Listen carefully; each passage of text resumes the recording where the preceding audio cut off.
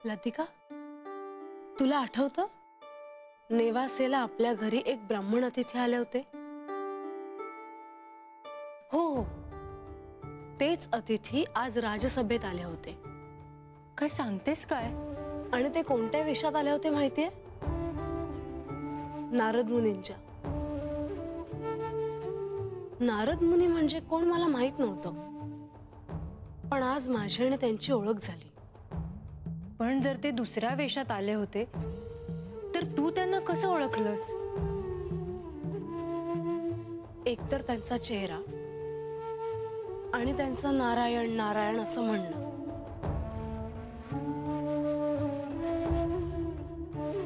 म्हाळसा, आश्चर्य आहे ग.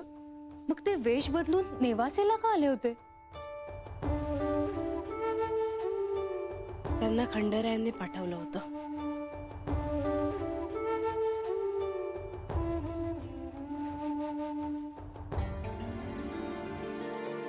लतिका, तुला काही सांगायचंय?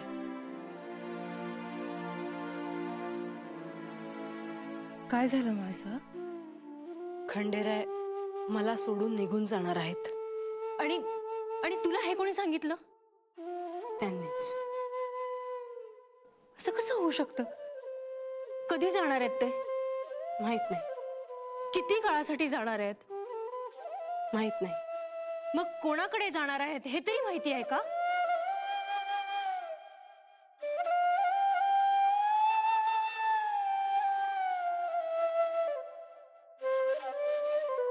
माहित नाही.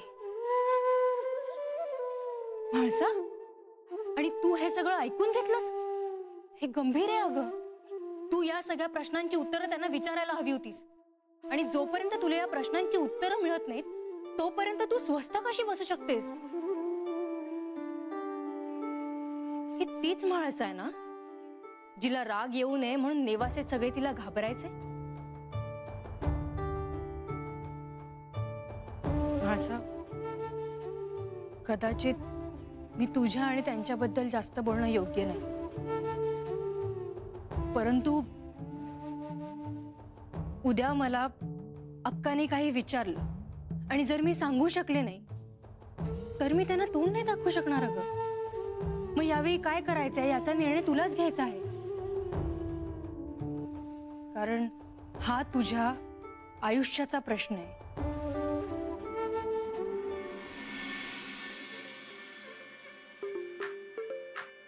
मी यायच्या आधीच मावशी हात पोचलेली दिसतीये.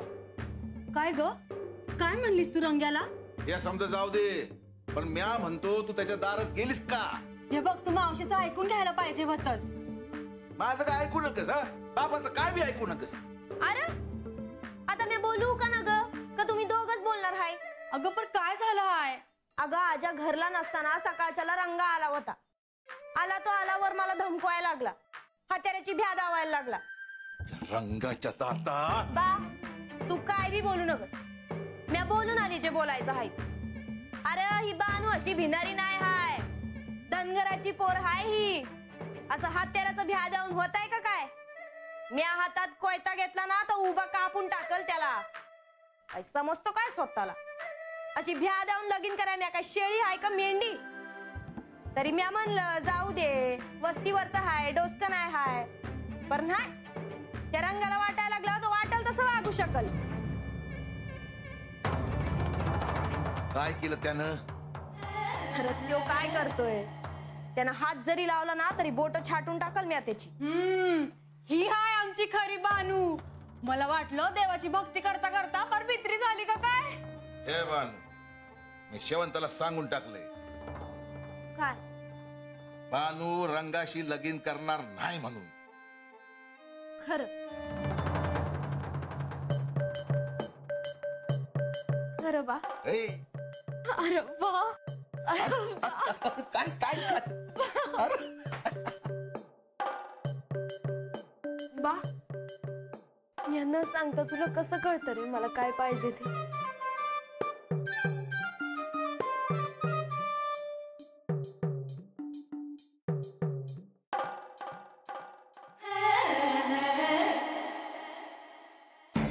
देवा, आपण जे भाकीत केलं ते आपलं ठरलेलं नव्हतं. मग आपण असं अचानक का सांगितलं? प्रधानजी, तुम्हीच सांगा, तुम्हाला थांबवण्यासाठी माझ्याकडे दुसरे कोणतेही कारण होते? नाही, कोणतेही कारण नव्हते. आणि मला तुम्हाला कुठेही जाऊ द्यायचे नव्हते. परंतु देवा, याची खूप मोठी किंमत मोजावी लागणार आहे तुम्हाला. म्हाळसा देवींना ह्यातून सावरणं सोपं नाही. मला असं वाटतं देवा, आपण त्यांचा विचार करायला हवा होता. प्रधानजी, जे घडणार आहे ते तिला भोगावेच लागणार. त्यातून तिची सुटका नाही. निर्णय तिचाच आहे. तिला स्मरणात नसले तरी पूर्वजन्मात तिनेच ठरवले ना की माझी वाटणी व्हावी म्हणून. मी हिला तुमच्या साक्षीने एक वचन देते की कृतयुगात मल्हारी मार्तंड अवतारात ही तुमची अर्धभार्या होईल.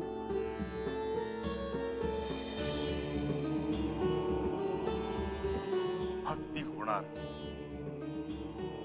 मी पार्वतीला सांगितले होते, तुझे शब्द मागे घे.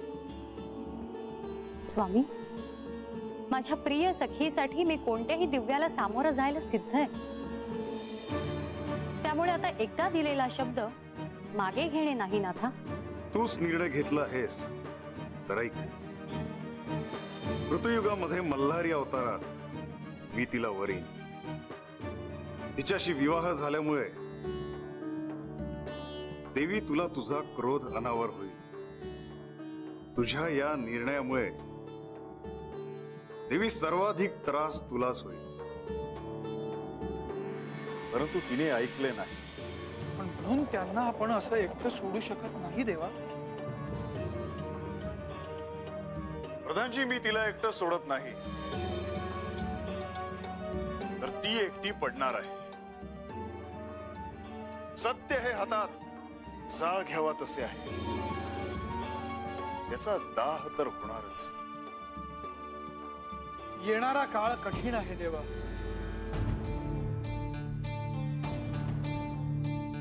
यानंतर आपण काय करणार आहात देवा? नंदीला कैलासावर पाठवणार आहे, सारीपाट आणायला. सारीपाटाचा डाव मांडायचा आहे.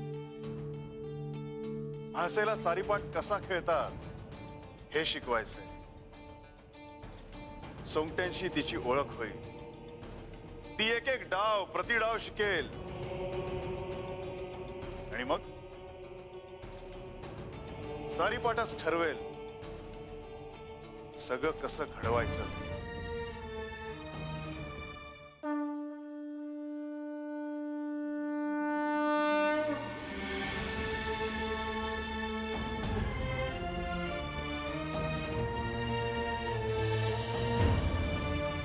देवी, आपण तुमच्याशी थोडं बोलायचं होतं. मग आपण निरोप पाठवायचा होता. स्वतःला असतो आपल्याला भेटायला. नाही, ठीक आहे. एकूण परिस्थिती पाहता मला असं वाटतं की प्रथेप्रमाणे म्हाळसाला आपण तिच्या माहेरी पाठवूया, जेणेकरून तिलाही बरं वाटेल. आपण म्हणता तसे प्रथेप्रमाणे नेवासे येथे निश्चितच पाठवू. परंतु त्याने काही फरक पडेल असे मला नाही वाटत. ती तिच्या आई वडिलांना भेटली, त्यांच्याशी मनमोकळेपणाने बोलली, आपल्या ओळखीच्या ठिकाणी काही दिवस राहिली तर नक्की फरक पडेल. अर्थातच नेवासेला तिला कधी जायचं आहे हे तिच्याशीच बोलायला हवं. देवी, म्हाळसा इथून जायला लगेच तयार होणार नाही, कारण परत मी कुठे जाणार नाही ना, त्याची तिला काळजी वाटत राहील. हो, ते स्वाभाविकच आहे. खरं सांगायचं तर भविष्यात आपण तिच्यासोबत नसणार हे तुम्ही तिला सांगायला नको होतं. जे घडणार आहे ते घडेलच, परंतु तोपर्यंतचा काळ तरी तिने आनंदात घालवला नसता का? देवी, म्हाळसेला अस्वस्थ होण्यासाठी दुसरे कुठले तरी कारण मिळाले असते, कारण बऱ्याचशा घटना तिच्या मनाविरुद्ध घडणार आहेत. असो, तुम्ही म्हणताय त्याप्रमाणे म्हाळसेला विचारतो की तिला नेवासे येथे जायचे आहे का. ठीक आहे, येते मी. देवी, आपल्याला आणि प्रधानजींना काही काळ जेजुरीत थांबावे लागेल. मला माहित आहे की आपल्याला विष्णुलोकी जायची तीव्र इच्छा आहे, आणि तरीही आमच्या दोघांच्या इच्छेचा मान राखून आपण इथे थांबलात याचा मला निश्चितच आनंद आहे. इथेही मी आनंदातच आहे, काळजी नसावी. येते मी.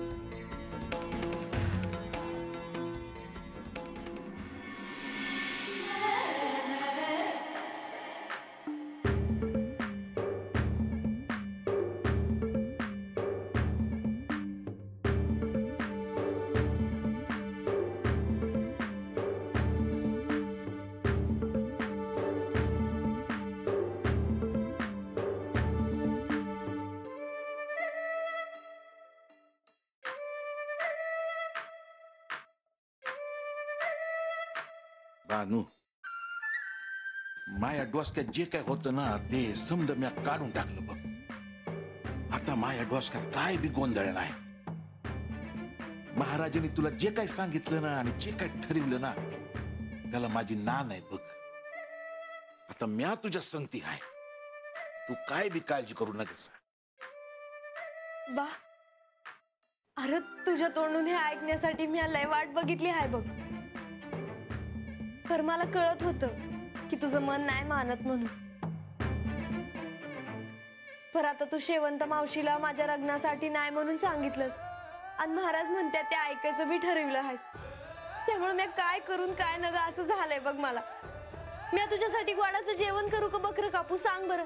काय बी करू नकस ग, तू सुखी राहा म्हणजे झालं. हे बा नाही म्हणजे मी तुला काही बोललो असेल आणि तुझ्या मनाला काही लागलं असेल ना तर. अरे काय बोलतोयस तू, उलट तूच इतका जीव लावला आहेस मला. त्यामुळे आता मला एक नाही दोन देव आहेत. एक माझा बा आणि एक खंडोबा. काय बोलतीस तू?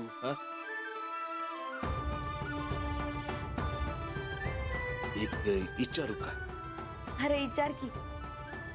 खंडोबा कवा भेटणार तुला? मला नाही ठाव रे बा. बर, पण त्यांनी परत भेटायचं म्हणून तुला काही सांगितलं असेल का नाही? म्हणजे कुठं भेटणार, कवा भेटणार? नाही. आता तुझं आणि त्यांचं लगीन करायचं म्हणलं तर किती वेळ लागेल ग? मला नाही ठाव बा.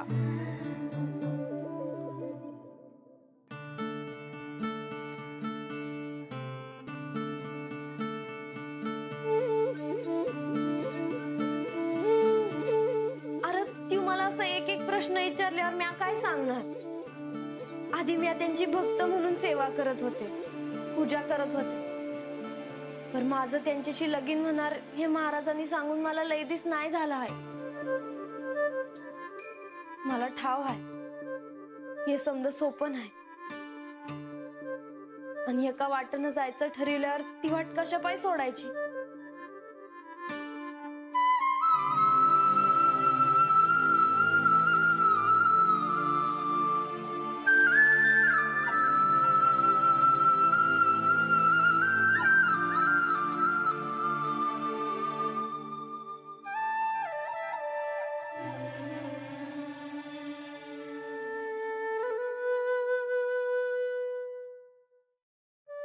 खंडोबा देवाचं पुशी पुनवला लगीन झालं हाय हे बाला अजून ठाव नाही हाय. पर खंडोबा देवाचं लगीन झालं हाय हे त्याला कळलं तर तो काय म्हणाल देवाच ठाव.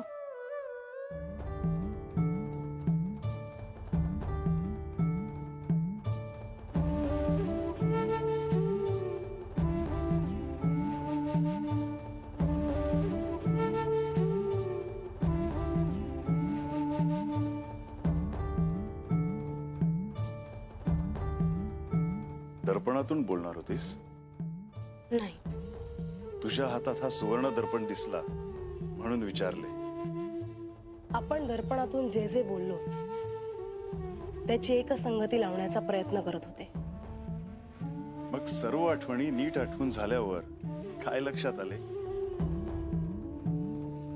तुम्ही माझ्यापासून खूप काही लपवून ठेवलं आहे. तुम्ही असे का वागलात याची कारणं मला अजून सापडत नाहीयेत.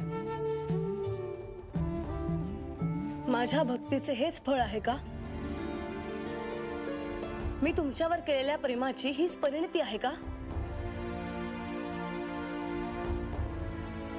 म्हाळसा, मी कधीच माझ्या कर्माचं समर्थन केलं नाही. तुझ्यापासून कुठलीच गोष्ट लपवलीही नाही. केवळ तुझ्या पुढे एक एक गोष्ट उलगडत जात आहे. मी आपल्याला विचारायचं विसरलेच. आपण काही सांगायला आला होतात का? म्हाळसा, बाहेर काय परंपरा आहेत, काय प्रथा आहेत, हे माझ्या ध्यानात नसतं. विवाहानंतर मुलीला माहेरी पाठवायचं असतं. तेव्हा तुला कधी जायचं ते सांग, म्हणजे तशी मला व्यवस्था करायला.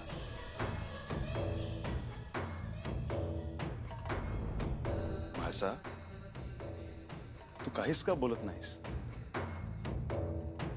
मी विचार करते आहे की मी जावं की न जावं. जर मी गेले आणि इथे काही घडलं तर? नेवासेला गेले आणि लवकर येण्याची इच्छाच नाही झाली तर?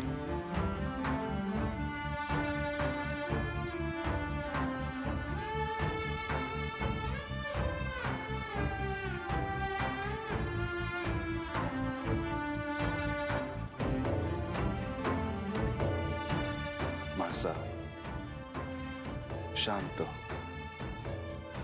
इतकी अस्वस्थ नको राहूस, कारण याचा सर्वात जास्त त्रास तुलाच होणार आहे. आपल्या एकत्र आयुष्याला नुकतीच कुठे सुरुवात झाली आहे. अजून बराच मोठा प्रवास करायचा आहे.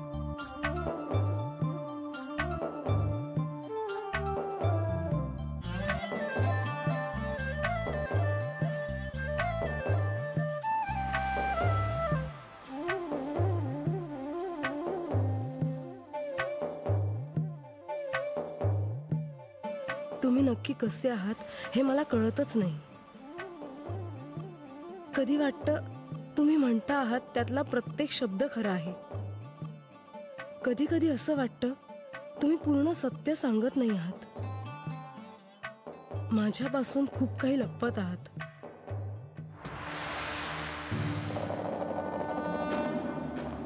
आपला विवाह सोहळा सुरू असताना आपण कुठे गेला होतात? आपण जाऊन आल्यापासून आत्तापर्यंत मला स्वतःहून अजूनही सांगितलेले नाही की तुम्ही विवाहस्थळातून कोणालाही न सांगता कुठे गेला होता. त्याचे कारण काय होते? म्हणजे विवाहाच्या दिवशी आपण एका तरुण मुलीला भेटायला गेला होतात. हे शिवलिंग, हे जपण्याचे दायित्व केवळ माझे आहे? नाही. कोणत्याही अकल्पित गोष्टीचे ओझे माझ्यावर टाकू नका. हे शिवलिंग जपण्याचे दायित्व आपले देखील आहे. म्हाळसा, तू एवढी अस्वस्थ का आहेस? कारण मला भीती वाटते की आपण केवळ माझे नाही राहिलात तर.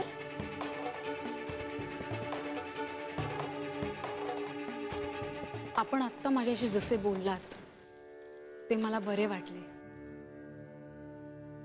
आपण माझ्यासोबत असताना मला काही वाटत नाही, पण आपण माझ्यासोबत नसताना माझे मन अस्वस्थ होते.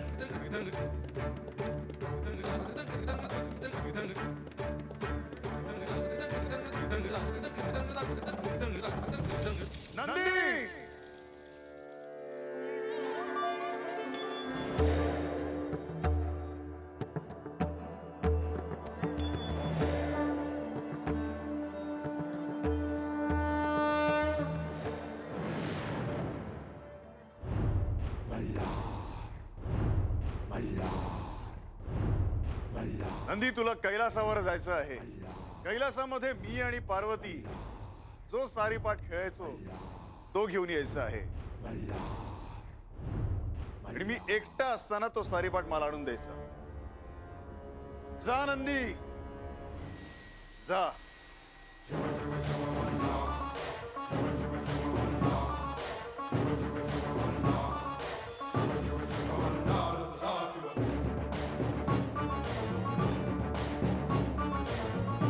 हा सारीपाट जेजुरीत आणणे अत्यंत आवश्यक आहे. या सारीपाटाची ओळख म्हासेला करून द्यायची आहे.